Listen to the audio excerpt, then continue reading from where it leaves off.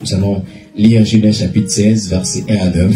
Le Seigneur a mis dans mon cœur de vous partager une thématique alors que nous étions en train de prier samedi après l'intercession. Je suis allé m'endormir. Je disais, Saint-Esprit, qu'est-ce que je vais partager.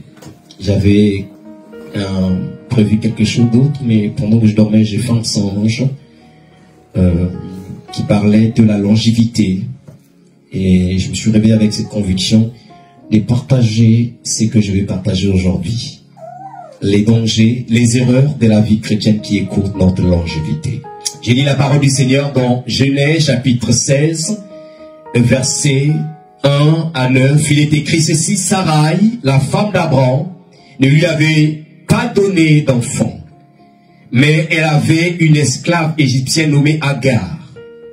Sarai dit à son mari, tu vois, le Seigneur m'a empêché d'avoir des enfants. Je pourrais peut-être avoir un fils grâce à mon esclave. Passe la nuit avec elle. Abraham acceptait la proposition de Sarah. Sarah prit alors son esclave, Agar, et la donna comme femme à Abraham, son mari.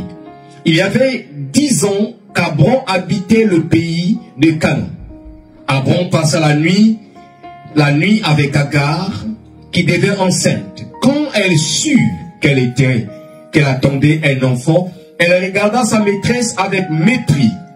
Sarah dit alors à Abraham, à toi de supporter les conséquences de l'injure qui m'est faite. C'est bien moi qui ai mis mon esclave dans tes bras, mais depuis qu'elle s'est vue enceinte, elle s'est mise à me mépriser. Que le Seigneur soit juge entre toi et moi. Abraham lui répondit, c'est ton esclave, elle est en ton pouvoir. Fais-lui ce qui te plaît. Alors Sarah maltraita tellement Agar que celle-ci s'enfuit dans le désert. L'ange du Seigneur la vit près de la source qui est sur la route de Chour et lui demanda, Agar, esclave de Sarai, d'où viens-tu et où vas-tu? Elle répondit, je me suis enfui de chez ma maîtresse. Retourne auprès de ta maîtresse, répondit l'ange, et sois lui soumise. Dans certaines versions, on dit, sois humble. Le Seigneur te donnera des descendants en si grand nombre qu'on ne pourra les compter. Amen. Parole du Seigneur. Merci beaucoup de vous asseoir. Et j'étais en train de dire que Dieu m'a mis à cœur de partager de cette thématique ce matin. Et donc j'ai intitulé les erreurs de la vie chrétienne qui écourtent notre longévité. Les erreurs de la vie chrétienne qui écourtent notre longévité. En introduction, j'aimerais dire ceci. Je pense que je ne sais pas s'il y a une personne sur la terre qui n'aimerait pas vivre longtemps. Je ne sais pas. S'il y a une personne sur la terre qui n'aimerait pas vivre longtemps. Je crois que tout être humain a l'envie, le désir de vivre longtemps. Et là, j'aimerais ouvrir une parenthèse pour dire à quelqu'un, quel que soit ce que vous endurez, ne décidez pas de mettre fin à votre vie, aspirez toujours à vivre longtemps. Amen. Quel que soit ce que vous endurez. Parce qu'on voit des gens aujourd'hui, tellement à cause des problèmes, des situations, ils demandent à mettre fin, ils vont se suicider. Il ne faut jamais se suicider. Il faut toujours aspirer à vivre longtemps.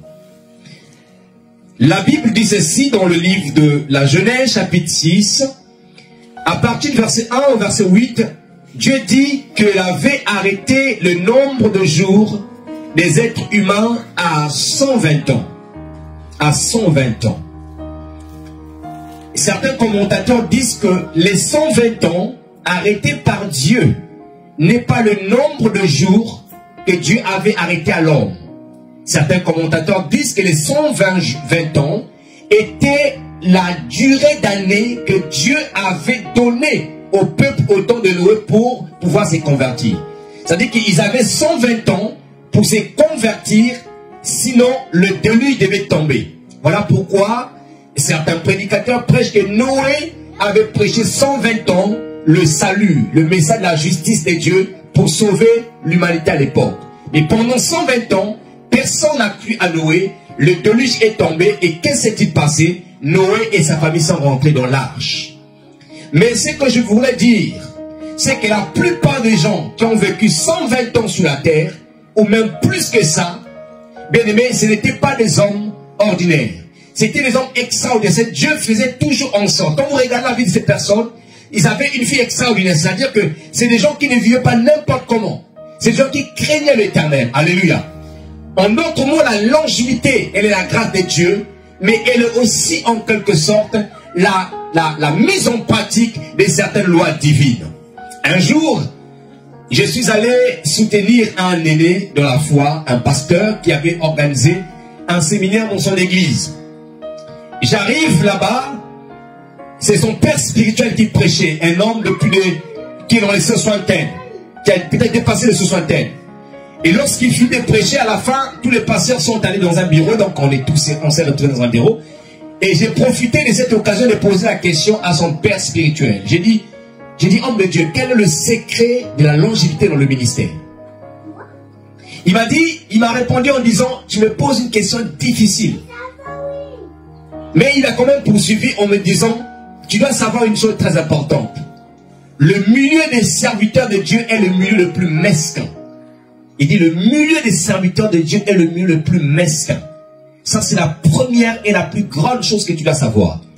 Il me dit, tu peux inviter un homme de Dieu chez toi, même dans ta chambre, manger ensemble, dans un restaurant. Mais tu ne dois jamais donner la chair à n'importe qui.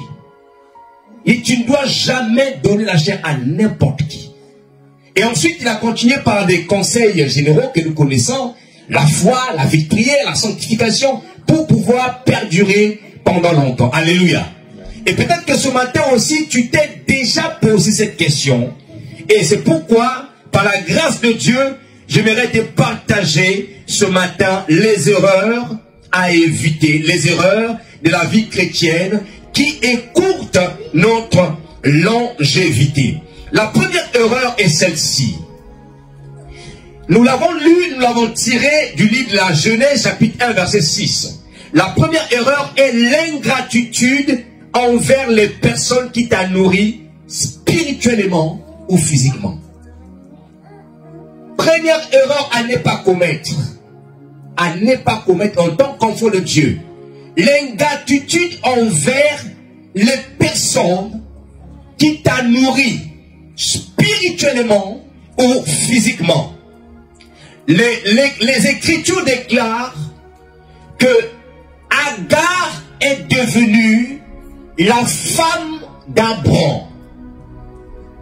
Après que Abraham ait habité plus de 10 ans à Canaan. C'est-à-dire que de la sortie d'Abraham de l'Égypte jusqu'à son installation, son réinstallation à Canaan, il s'était déroulé ou passé 10 années.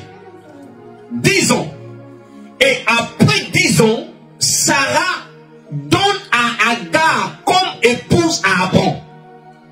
C'est-à-dire quoi? Pendant 10 ans, Agar était sous la charge de Sarah. Comme c'était dans la coutume à l'époque. À l'époque, quand tu avais un esclave ou une esclave, c'est-à-dire c'est toi le maître ou la maître qui devait la nourrir, qui devait le loger. Donc pendant 10 années, Agar était sous la charge de Sarah. C'est Sarah qui la logeait, c'est Sarah qui la nourrissait pendant 10 ans. Mais la Bible nous dit ceci, après 10 années, Agar devient épouse. En d'autres mots, Sarah n'a non seulement nourri et logé Agar, Sarah a changé l'identité de Agar.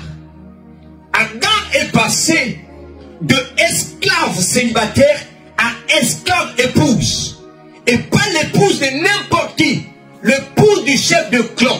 Et on pouvait en fait considérer Abraham comme étant le roi de son clan. Donc Agar devient épouse du roi, du prophète Abraham, grâce à une femme qu'on appelle Sarah. Mais que se passe-t-il? Celle qui était célibataire, esclave, logée, nourrie par son maître, un jour, lorsqu'elle devient femme d'Abraham, elle tombe enceinte. Elle tombe enceinte. Amen. Et lorsqu'elle tombe enceinte, lorsqu'elle a découvert qu'elle était enceinte, qu'est-ce qui se passe? La Bible dit qu'elle commença à regarder son mari avec mépris. Regarder sa maîtresse avec mépris.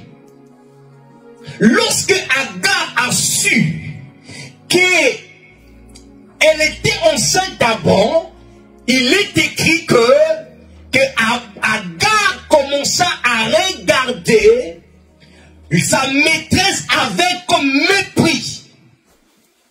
C'est-à-dire, Agar a manifesté un comportement anormal.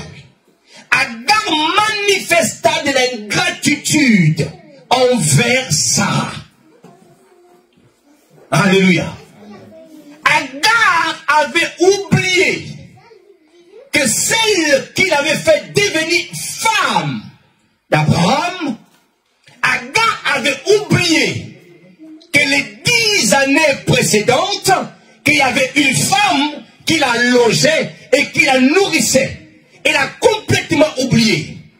Elle est devenue ingrate vis-à-vis de Sarah.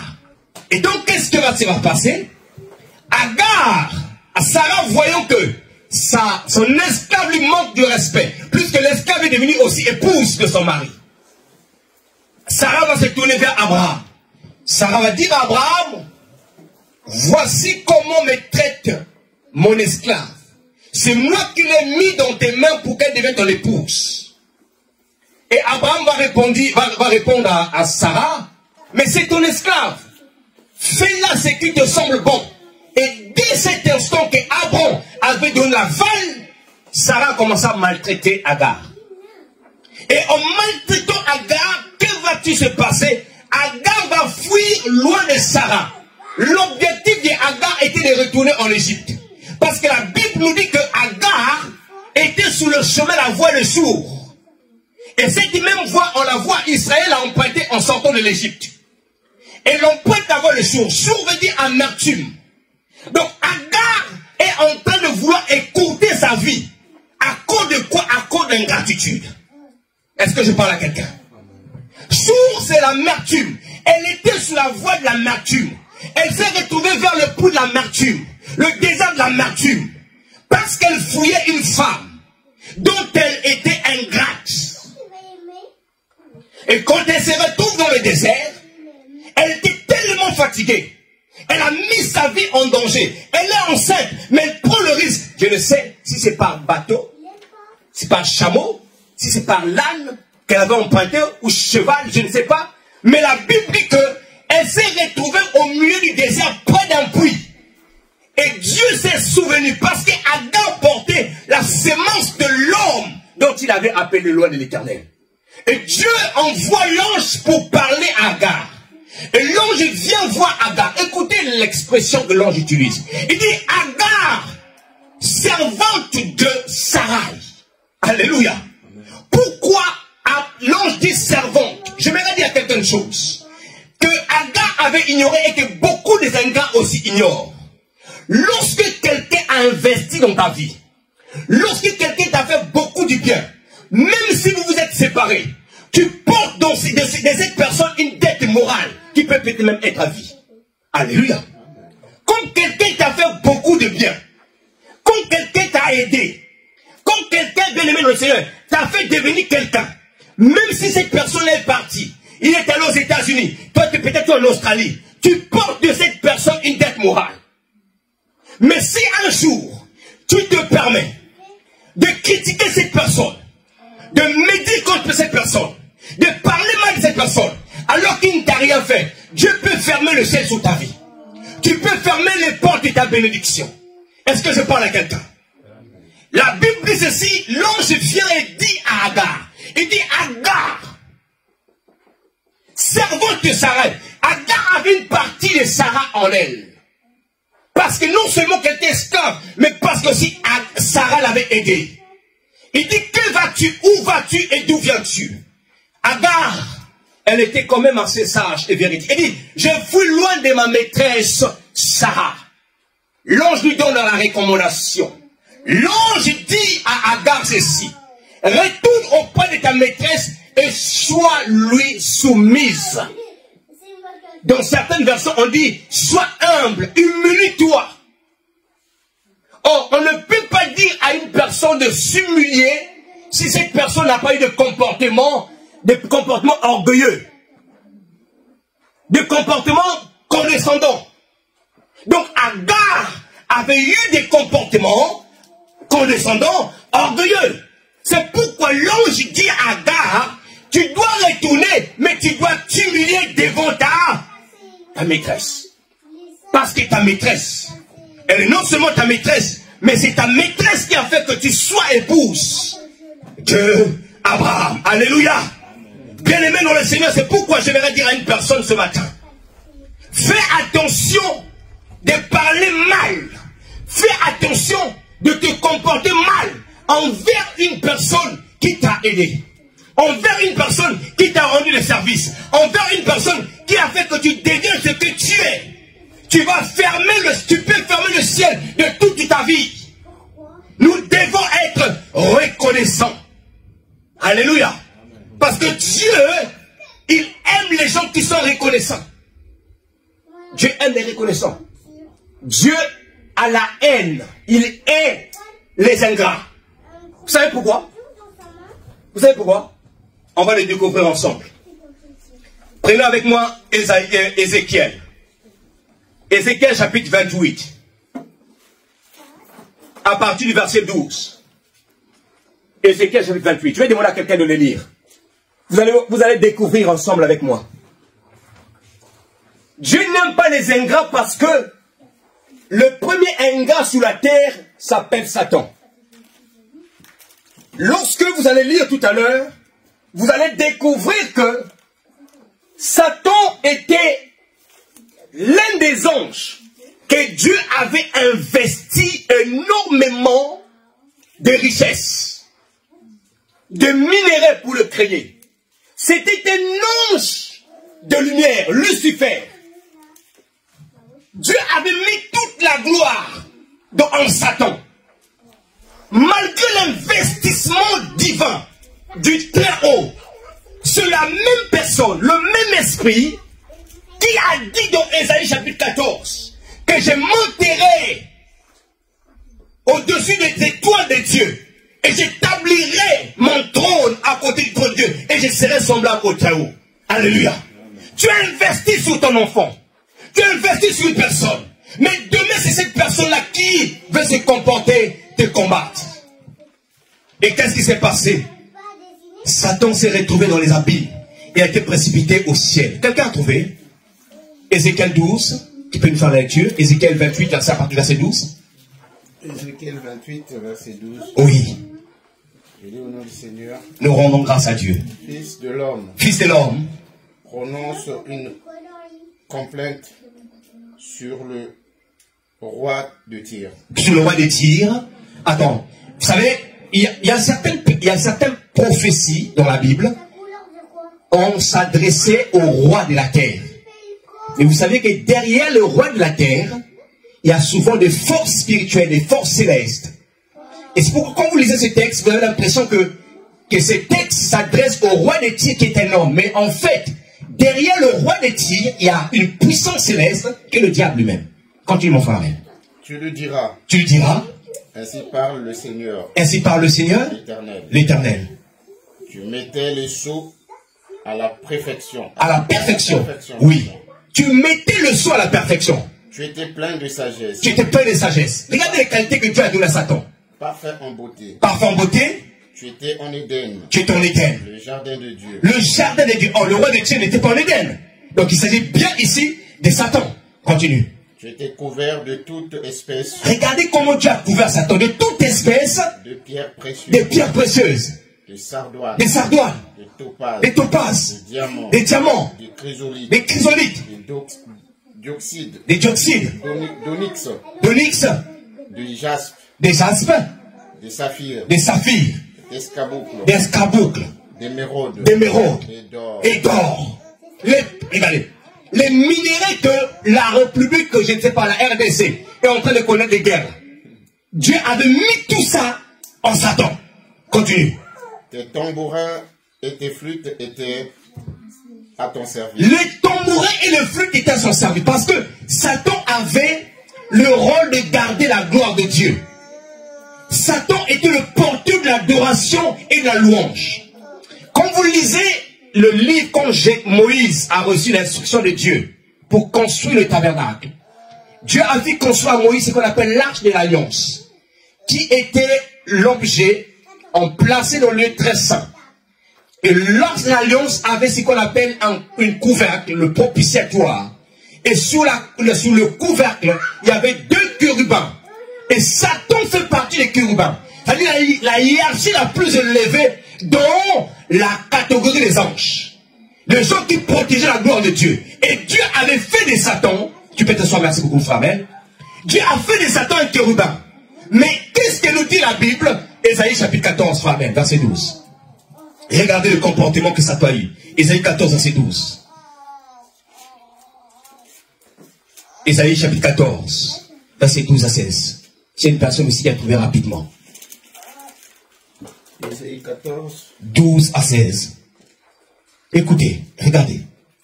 Verset 12 à 16. Te voilà tombé du ciel. Te voilà tombé du ciel. Astre brillant. Astre brillant. Fils de l'aurore. Fils de l'aurore. Tu es abattu à terre. Tu es abattu à terre. Toi le vainqueur des nations. Toi le vainqueur des nations. Tu disais en ton cœur. Tu disais en ton cœur. Je monterai au ciel. Écoutez l'intention de Satan. Je monterai au ciel. Je lèverai mon trône au-dessus des étoiles de Dieu. Je lèverai mon trône au-dessus des étoiles. Quand on parle des étoiles, on parle des anges. Vas-y. Je m'assierai sur la montagne de l'assemblée. Je m'assierai sur la montagne de l'assemblée. À l'extrémité du septentrion. À l'extrémité du septentrion. Oh, la Bible dit dans Psaume chapitre 25, qui montera la montagne de l'Éternel. Donc là où il y avait la gloire, il dit, je monterai à la montagne de l'assemblée. Vas-y. Je monterai sur le sommet des nuées. Je monterai sur le sommet des nuées. Je serai semblable au Très-Haut. Je serai semblable au Très-Haut. Donc, l'intention de Satan, c'est être semblable au Dieu créateur, à son créateur. Vas-y. Mais tu as été précipité. Tu as été précipité. Dans le séjour des morts. Dans le séjour de mort, l'abîme. Dans les profondeurs de la fosse. De la profondeur de la fosse. Ceux qui te voient fixent sur toi leur regard. Alléluia, merci beaucoup. Alléluia. Le résultat, la finalité était quoi? Quand tu es ingrat, ta finalité est sur le bas. Amen. Mais quand tu es ingrat, ta finalité c'est en bas. C'est pourquoi il ne faut pas être en ingratitude. Il ne faut pas être en ingratitude. Il faut être reconnaissant. On va voir tout à l'heure encore un autre texte qui va énormément nous bénir, qui va nous enseigner aussi sur l'ingratitude. Évite l'ingratitude. Dieu bénit les hommes par les hommes. Dieu peut bénir une seule fois. Tu as un grand problème, quelqu'un te vient et te bénit une fois. Dieu peut bénir, utiliser quelqu'un pour te bénir plusieurs fois. Mais qu'importe le nombre de fois que les hommes te béniront, n'oublie jamais ceux qui t'ont béni. Alléluia. N'oublie jamais ceux qui t'ont porté. N'oublie jamais ceux qui ont fait de toi ce que tu es devenu. Tu vas t'attirer des malédictions. Il faut faire très attention. On ne crache pas sous les mains de quelqu'un qui t'a béni, non.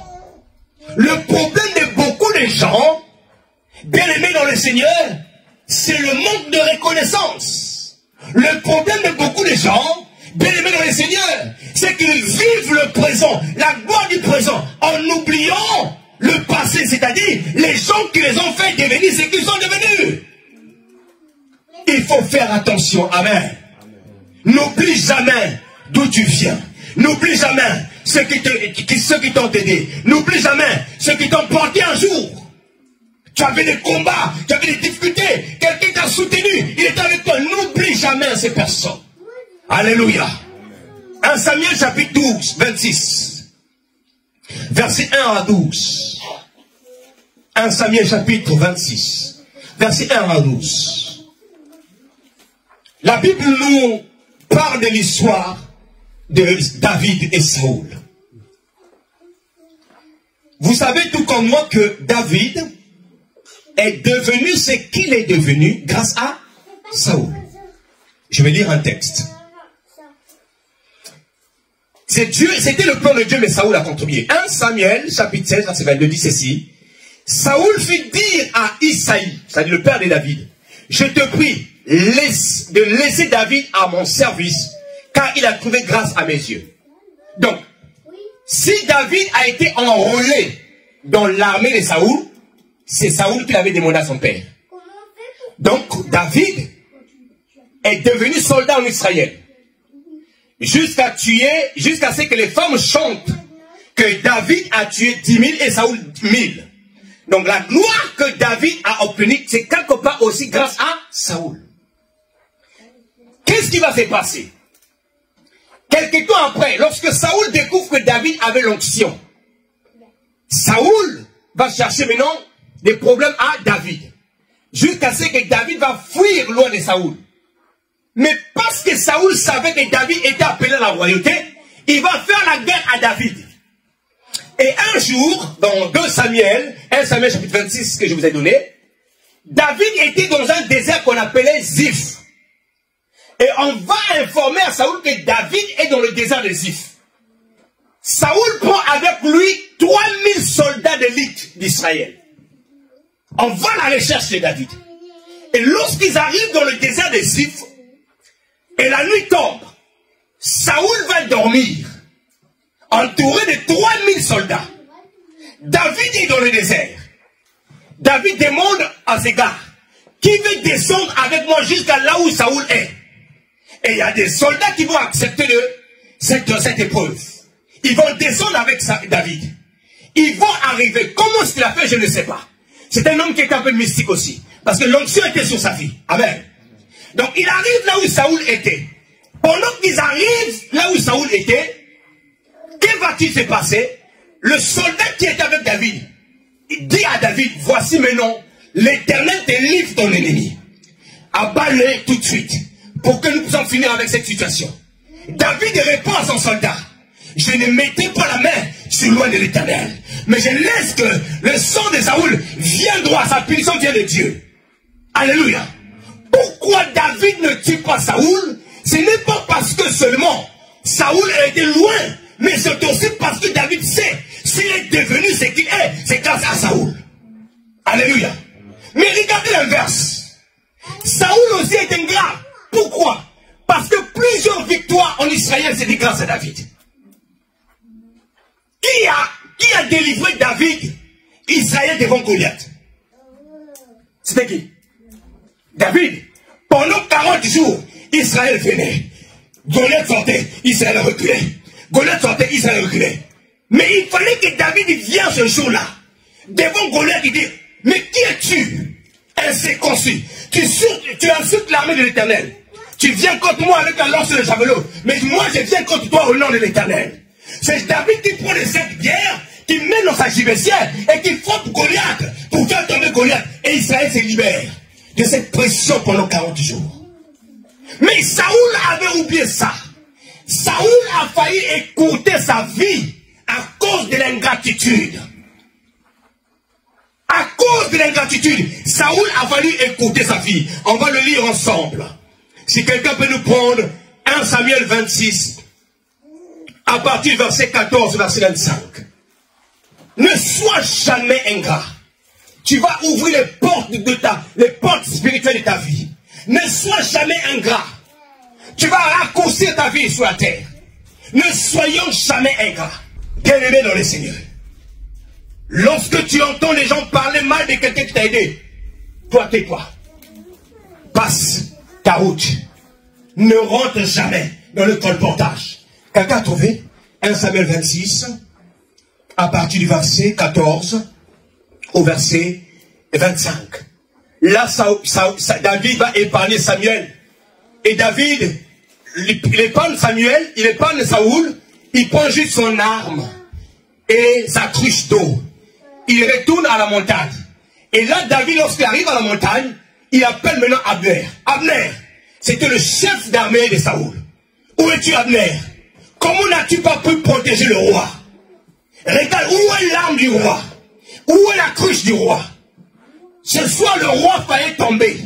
Mais tu n'as pas pu protéger le roi. Lisez la suite, je vous laisse lire. Quelqu'un? Oui. Cria au peuple et à Abner, de mer. Répondras-tu pas, Abner? Abner répondit, qui es-tu, toi, qui pousses des cris vers le roi? Et David dit à Abner, n'es-tu pas un homme? Et qui est ton pareil en Israël?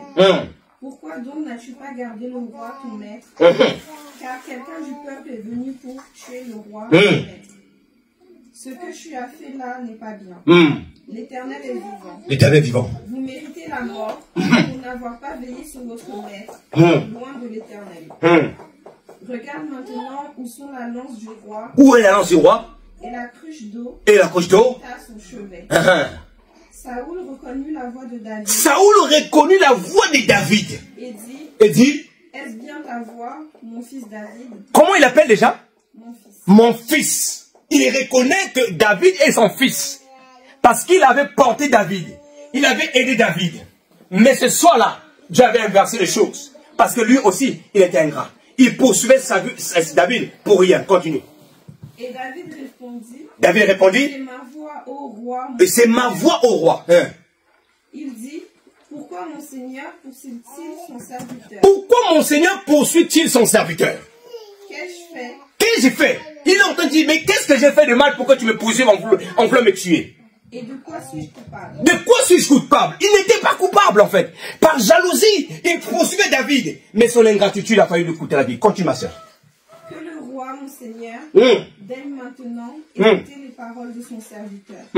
Si c'est l'Éternel qui s'excite contre moi, qu'il agrée le parfum d'une offrande. Mais si ce sont des hommes, qu'ils soient maudits devant l'Éternel. Alléluia. Puisqu'ils me chassent aujourd'hui pour me détacher de l'héritage de l'Éternel, et qu'ils me disent, va servir des dieux étrangers. Oh, que mon sang ne tombe pas en terre loin de la face de l'Éternel.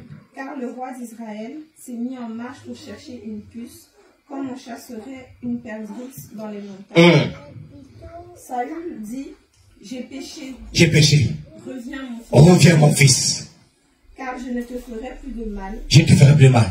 Puisqu'en ce jour, ma vie a été précieuse à tes yeux. J'ai agi comme un insensé. Et j'ai fait une grande faute. David répondit, voici la lance du roi. Que l'un de tes gens vienne la prendre. L'Éternel rendra à chacun selon sa justice et sa fidélité. Merci beaucoup, tu peux t'asseoir, merci. L'Éternel rendra à chacun selon sa justice et selon sa fidélité. Il dit, qu'ai-je fait, mon roi, pour que tu me poursuives, pour que tu veuilles ma mort, pour que tu me fasses du mal? Qu'est-ce que j'ai fait? Mais à force de vouloir poursuivre David, et c'est pourquoi Saoul est tombé en guerre. Saoul n'a pas reconnu que David, à un moment donné, c'est vrai, certes c'est moi qui ai fait David, mais il n'a pas non plus aussi à son tour reconnu que je l'ai fait, mais aussi lui, il m'a rendu des services. Et voilà que Saoul est tombé. Bien-aimé dans le Seigneur, il y a des malédictions héréditaires et non héréditaires. Il y a des malédictions déclarées et non déclarées. La plupart des malédictions non déclarées, ce sont des malédictions que nous attirons nous-mêmes par nos mauvais comportements, par notre ingratitude. Tu es né dans une famille qui est bénie, mais tu peux attirer des malédictions sur toi à cause de ton mauvais comportement, à cause de ton ingratitude. Dieu n'aime pas les ingrats. Parce que l'ingratitude, elle est non seulement une œuvre de la chair, mais c'est aussi une sémence du diable. C'est aussi une sémence du diable. Alléluia. Ne sois pas ingrat dans la vie. Reconnais les mecs qui t'ont béni, les mecs qui t'ont porté, les mecs qui t'ont soutenu. Reconnais. Reconnais-le. Honore ces personnes. Ne parle jamais mal d'eux.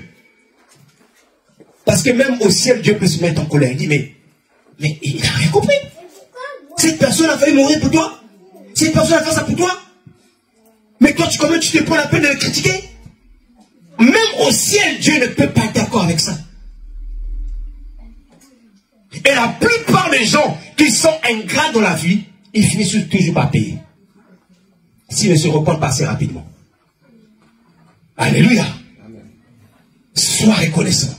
Aide-moi à dire à ton voisin, sois reconnaissant. Oh, il n'était pas entendu. Aide-moi à dire à ton voisin, sois reconnaissant. Alléluia. Soyons reconnaissants. Dieu aime la reconnaissance. Dans Luc chapitre 17, verset 11 à 19. Luc 17, verset 11 à 19. La Bible nous parle de l'histoire de Jésus. Jésus, il entre, il est sur le point d'entrer à Jérusalem. Il est sur le point d'entrer à Jérusalem. Et là, il y a 10 lépreux qui viennent le voir, de loin, qui appellent Jésus. Il dit, Maître, Rabbi, guéris-nous. Ils sont lépreux. Ils sont à la porte de la ville. Ça veut dire quoi? À la porte de la ville, ça veut dire que les sacrificateurs avaient déjà statué leur maladie. Parce qu'il y avait une loi en Israël. Quand quelqu'un avait la lèpre, il devrait aller se consulter les sacrificateurs. Et ce sont les sacrificateurs qui devaient statuer si la personne était malade ou pas. Et si la personne était malade, on devait l'envoyer à un endroit en quarantaine, un endroit isolé. Mais la Bible dit que Jésus était à l'entrée de Jérusalem. C'est-à-dire que c'est ça, le point était déjà statué malade. Mais il leur dit ceci, il dit à Jésus, Jésus guéris-nous. Et Jésus va leur dire, allez-y vous présenter auprès des sacrificateurs. Donc ce n'était pas pour statuer leur maladie, mais c'était pour encore consulter si il y avait encore maladie ou pas. Mais ils n'étaient pas encore guéris. J'aime quand même le comportement ou l'attitude. Ils ont eu foi dans les paroles de Jésus. Ils sont partis.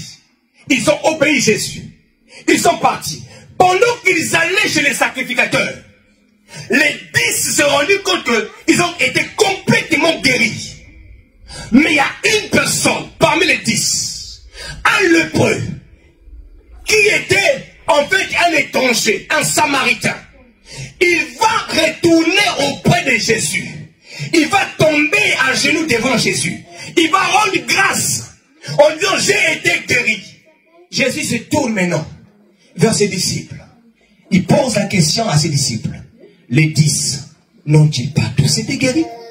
Mais où sont passés les 9 autres? Pourquoi il n'y a qu'une seule personne, cet étranger qui revient, pour pouvoir remercier, pour être reconnaissant? Pourquoi? Il y a 3 leçons que j'ai tirées en lisant ces textes. La première leçon que j'ai tirée, c'est que lorsqu'on se tourne vers Jésus, Jésus est capable de nous sauver. Il est capable de nous guérir. La deuxième leçon que j'ai tirée, c'est que Dieu aime la reconnaissance. Alléluia. Parce que Jésus a dit ceci. Où sont passés les 9 autres? Pourquoi y a-t-il seulement une personne qui est revenue? Alléluia. Et j'ai pris ce matin que tu sois cette personne-là qui reconnaît tout le temps les bienfaits de l'Éternel. Qui reconnaît tout le temps les bienfaits des gens qui te font du bien. Alléluia. Et la troisième chose que j'ai compris aussi, parfois, les païens, ceux dont nous appelons païens, ils sont même plus reconnaissants que ceux qui sont chrétiens. Alléluia. Ceux qui sont païens, ils ne vont même pas à l'église. Parfois, ils sont même plus reconnaissants que ceux qui viennent à l'église. Alléluia. Oui, c'était un samaritain, un païen, un étranger. Lui, au moins, il a eu l'amabilité de se dire, je vais retourner, dire merci, remercier la personne qui m'a fait du bien. Mais les Hébreux, où étaient-ils? Ils se sont éloignés, ils se sont évaporés, ils sont partis. Où sont passés les 9 autres? Ce matin, ne sois pas parmi les 9 autres. Ce matin, sois ceux-là qui reconnaissent, qui élèvent les mains au ciel, dit, Éternel, je te bénis, je te loue pour ce que tu as fait pour moi. Mon frère, merci beaucoup. Merci vraiment, je reconnais. Ne sois pas orgueilleux. Alléluia. Ne sois pas orgueilleuse. N'aie pas un comportement condescendant. Non. Soyons reconnaissants. Et Dieu continuera à ouvrir les portes dans notre vie. Amen. Je vais terminer pour aujourd'hui. Le deuxième erreur, il y en a beaucoup, mais je vais m'arrêter là à cause du temps. La deuxième erreur à ne jamais commettre. Deuxième erreur qui peut écouter ta vie, c'est s'engager dans une bataille contre son père biologique ou son père spirituel. Perdre la foi. S'engager dans une bataille contre son père biologique, même si cet homme t'a maltraité, même si cet homme ne t'a fait rien, t'a fait du mal, ne rentre jamais dans une bataille avec ton père biologique ou avec ton père spirituel. Exode chapitre 20 verset 12 dit ceci: honore ton père et ta mère afin que quoi? Afin que tu vives longtemps sur la terre. Donc le respect des parents, c'est une clé ou une porte vers la longévité. Amen. Quand tu honores les parents, c'est une clé pour la longévité. Mais quand tu attaques les parents, quand tu te mets en guerre contre tes parents, tu t'attires sur toi les malédictions. Tu peux raccourcir ta vie bêtement. Alléluia. On ne combat pas les parents. C'est une cause perdue. On ne combat pas les parents. Dieu ne va pas comprendre. On s'éloigne des parents. On s'éteint. On ne parle pas, on s'éloigne seulement. Mais on ne combat pas les parents. Pourquoi tu ne dois jamais combattre tes parents? Il y a 5 vérités que j'aimerais te partager. La première des choses, les parents sont une couverture et une protection. Les parents sont une couverture et une protection. Parfois, ils ne se rendent pas compte de leur vivant. Mais c'est juste quand ils partent, on commence à se rendre compte que, ah, si mon père était là, si ma mère était là. C'est quand tu n'as pas de père de la foi que tu te rends compte. Parfois, tu as un père de la foi, tu le négliges. Mais tu ne sais pas parfois dans le secret les prières qu'il adresse pour toi. Mais c'est quand le parent spirituel de la foi te relâche, il dit, fils, comme tu ne veux plus de moi, je te laisse. Et c'est là que tu vas te rendre compte que, et pourquoi? Je commence à voir beaucoup de choses. Je ne vis pas telle chose. Bien aimé, les parents est une couverture. Et nous avons un véritable parent, un véritable berger qui s'appelle Jésus-Christ. Alléluia. Nous avons un véritable berger, le berger des brebis, qui s'appelle Jésus-Christ. Deuxième raison pour laquelle tu ne dois jamais combattre tes parents. Les parents sont des accélérateurs des destinées des fils. Tu peux avoir de l'argent, tu as un bon poste, tu as un diplôme que ton père n'a pas, ta mère n'a pas, ton père dans la foi n'a pas, tu as l'onction, mais ce qui différencie entre toi et les parents, c'est ce qu'on appelle l'expérience. Il y a des choses que les parents ont vécues, peut-être que tu ne vivras pas, ou peut-être que tu n'as pas encore vécu. Et grâce à leur expérience, ils peuvent te dire, petit, ne prends pas ce chemin. Grâce à leur expérience, ils peuvent te dire, ma fille, ne prends pas ce chemin-là. Ne fais pas ceci. Les parents. Ce sont les accélérateurs de destinée. C'est voilà pourquoi vous avez remarqué que même parfois quand le parent est pauvre, s'il a un peu de moyens, il va faire de son mieux possible pour que son fils devienne, pour que sa fille devienne. Il va investir. Pourquoi? Parce qu'il est passé par un chemin de galère et il ne veut pas que ses enfants passent par ce même chemin. Le parent peut rester avec une seule chemise. Afin que l'argent là, il va payer le minéral, il va payer le minéral, il va payer la scolarité de son enfant. Oui. Tu vois un papa, il n'a qu'une seule chaussure. Tu vois un papa, il n'a qu'une seule chemise. Mais il paye son enfant l'école. Va à l'école mon fils, va à l'école ma fille. Deviens une personne de la vie. On ne combat pas les parents. On ne combat pas les parents. Un bon père dans la foi ne combattra jamais ses enfants. Il aimerait que ses enfants aillent loin. Alléluia. Troisième raison. Un père vous évite de perdre de temps. Quand tu as un père, il va t'éviter de perdre de temps. Quand tu n'as pas de repère dans la vie là, tu vas perdre beaucoup de temps. C'est pourquoi même le monde a instauré le système de mentorship aujourd'hui. Tu veux réussir dans un domaine, cherche quelqu'un qui a réussi dans ce domaine-là. Il va te donner des conseils, il va te faire gagner du temps. Il va te dire ça, ne fais pas ça, ça tu vas perdre de l'argent ici. Fais ça. Un père te fait gagner du temps. C'est pourquoi j'aimerais dire à quelqu'un ce matin-là, aujourd'hui. Tu es un mentor, tu es un pasteur. Tu crois que c'est ton pasteur, tu es un papa. Non, n'hésite pas d'embêter ta mère, d'embêter ton père, d'embêter ton pasteur. De poser des questions.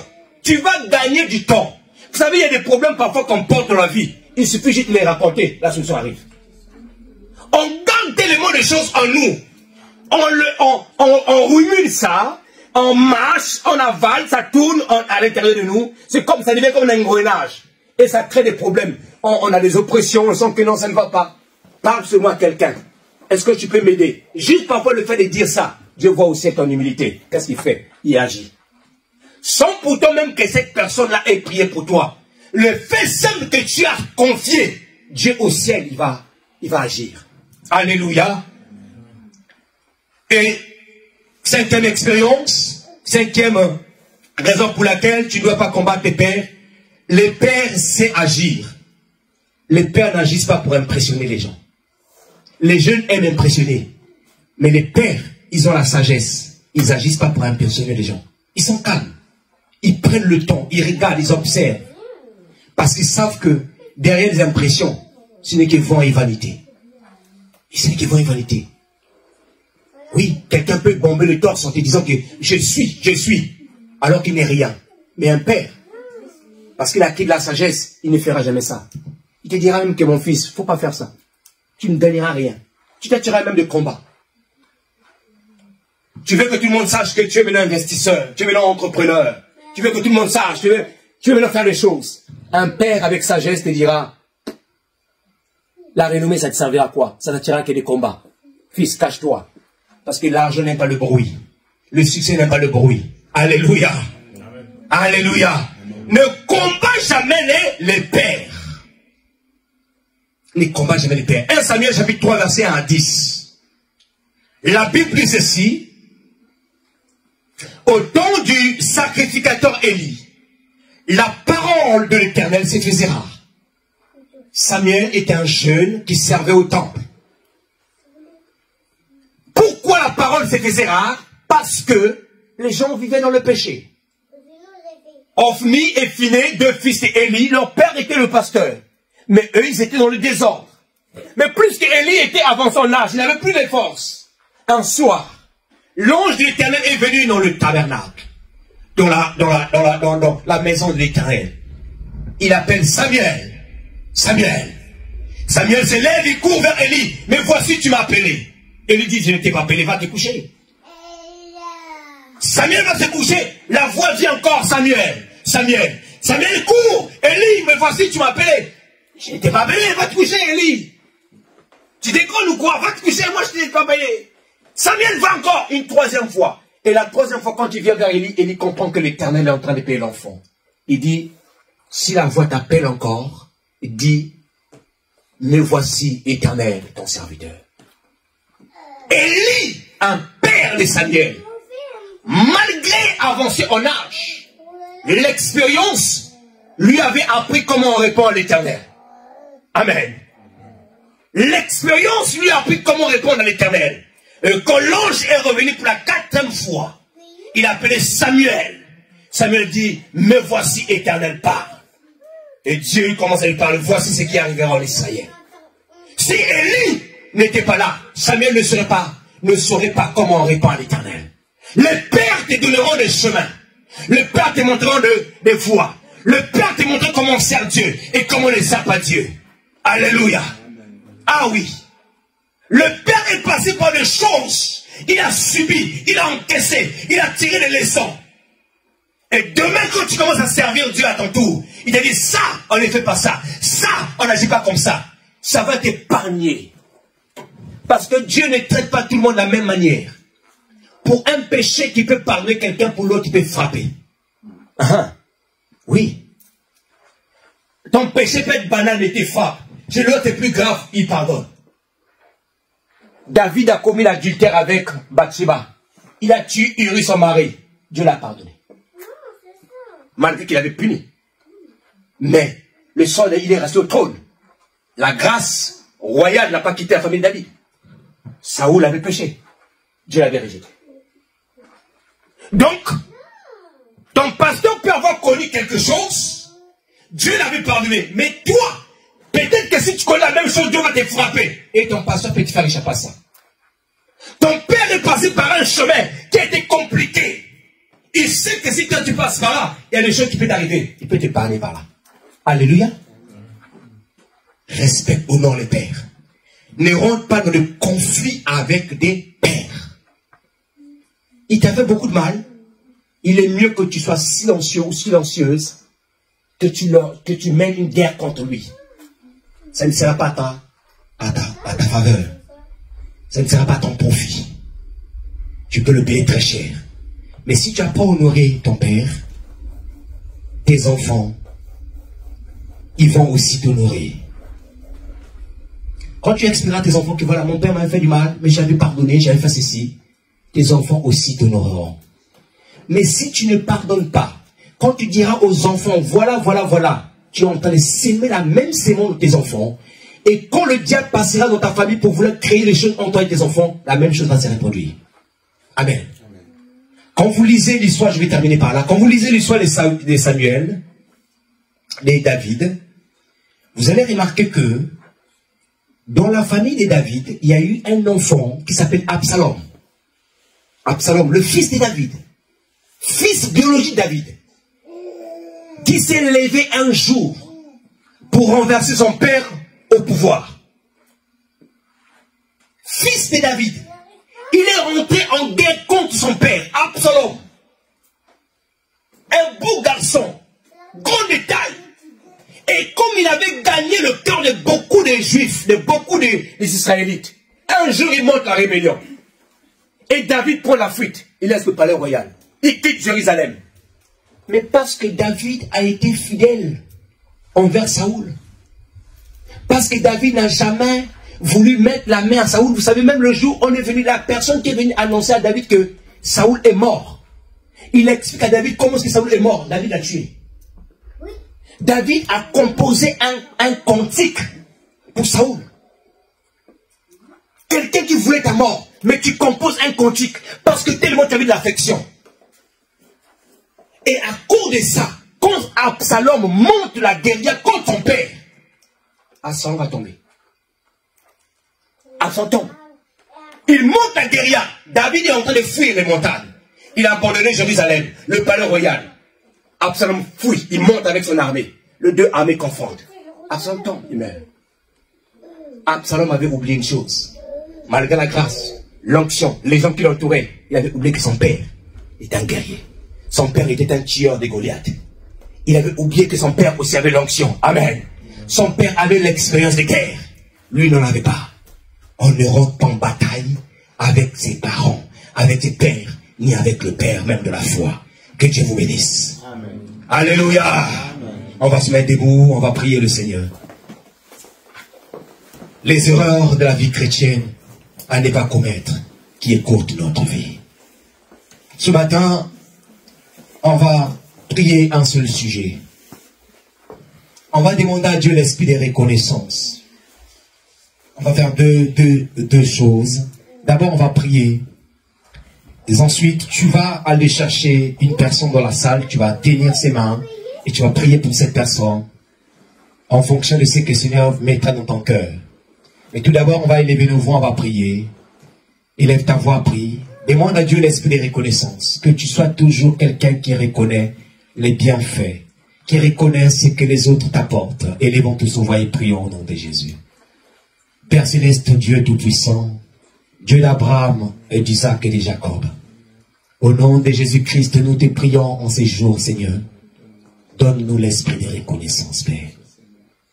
Seigneur, les portes de beaucoup de personnes sont fermées parce qu'il y a encore des grains d'orgueil, des grains d'arrogance, Seigneur. Et c'est pourquoi, Père, nous te supplions ces jours, ô Éternel. Viens ôter ces grains en nous, Seigneur. Car il est écrit dans ta parole, tu résistes aux orgueilleux, mais tu fais grâce aux humbles. Nous te prions, tendre Père, en ces jours. Déracine, ô Dieu, toute sémence d'orgueil, d'arrogance en nos pères. Et donne-nous, Papa, l'esprit de reconnaissance. Nous voulons être reconnaissants en tout et dans tout ce que tu fais dans nos vies. Nous voulons être reconnaissants, Jésus. Nous voulons être reconnaissants, Père Céleste. Oh Dieu, Dieu d'Abraham, Dieu de mon salut, mon rocher, ma forteresse, notre libérateur, Dieu d'amour, nous te supplions. Seigneur Jésus, donne-nous l'esprit de reconnaissance. Donne-nous l'esprit de reconnaissance, ô Dieu. Et donne-nous la sagesse de ne jamais combattre les pères, les aînés, tendre Père. Ô Éternel, Seigneur Jésus-Christ, nous te disons merci. Que toute ta gloire et l'honneur te reviennent au nom de Jésus-Christ. Que nous avons ainsi prié, nous disons Amen. Amen. Tu vas prendre la main de quelqu'un dans la salle. La main de quelqu'un. Si vous venez de la même famille, changez les personnes. Prends la main de quelqu'un. Tu vas prier pour cette personne. Tu vas prier pour sa bénédiction, pour sa protection. Tu vas prier que Dieu le bénisse. Que Dieu le remplisse du Saint-Esprit. Que Dieu lui donne encore l'esprit de reconnaissance. Et lève ta voix, commence à prier pour cette personne-là. Gildas, tu changes une personne. Ne tiens pas la main de Mallory. Va chercher une autre personne. Michel, tu peux prendre la main de Mallory là-bas.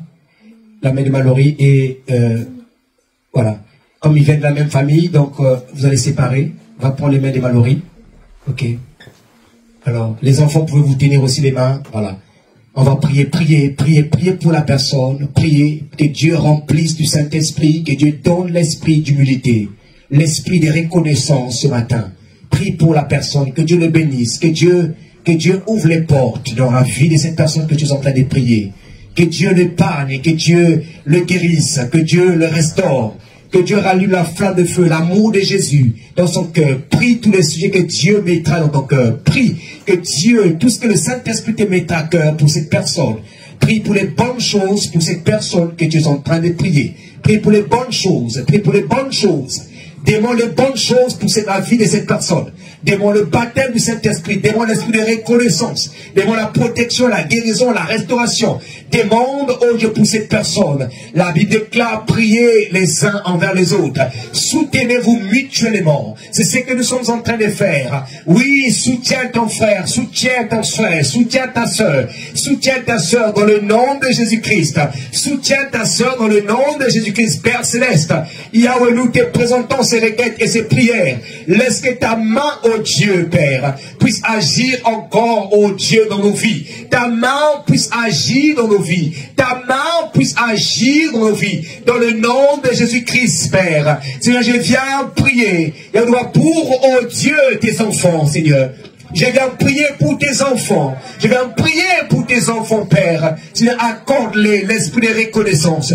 Baptise-les de feu, Éternel. Baptise-les de feu.